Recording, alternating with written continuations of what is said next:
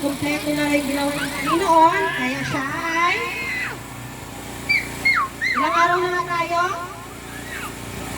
Anim na. Kaya sa pang-7 ang Panginoon ay tinignan niya yung kanyang mga ginawa, yun ay lahat ay napakaganda.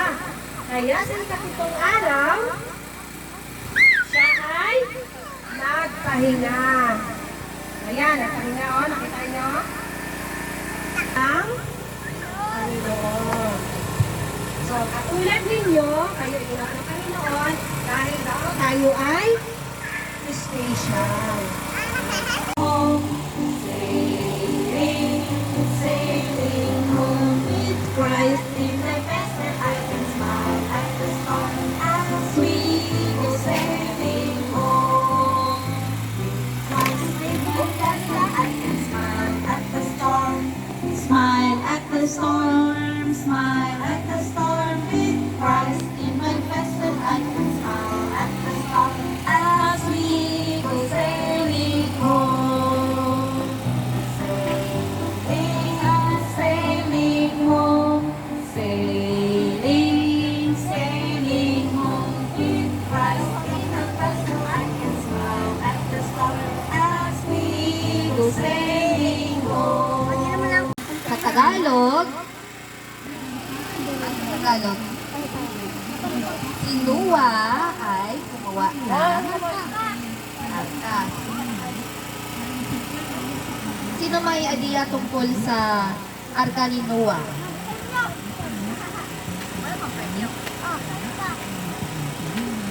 Ano?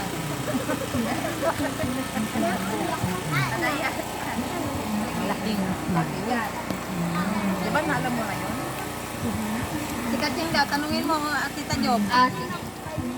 Ano daw yun? Yun, very good. Malaking bangka. Bakit kaya? Bakit kaya gumawa si Noah ng malaking bangka? Very good. Kasi natusan siya ng Panginoon. Ngayon, ang ating memory verse ay matatagpuan sa awit 143 verse 10. Kahit ko sa Tagalog.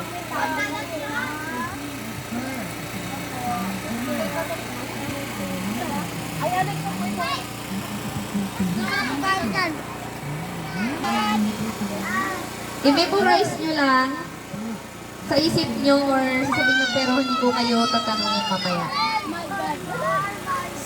Sa ulo ka na kayo!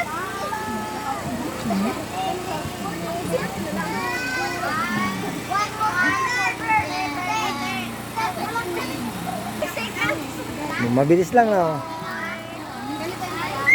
Sa ulo agad.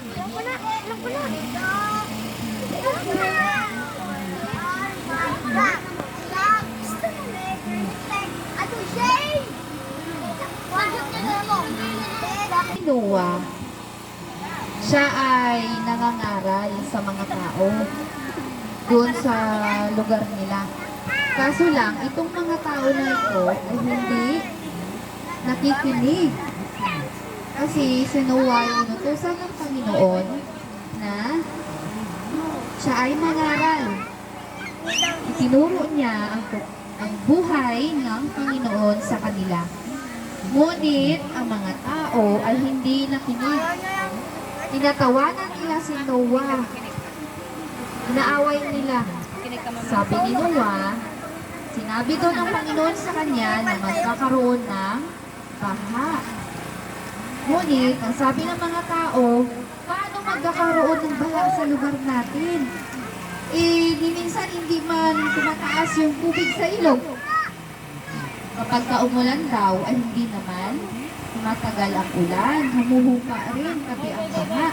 So hindi talaga sila maniwala sa sinasabi ni Noah. Hindi ngayon, mga 120 years na nangaral si Noah,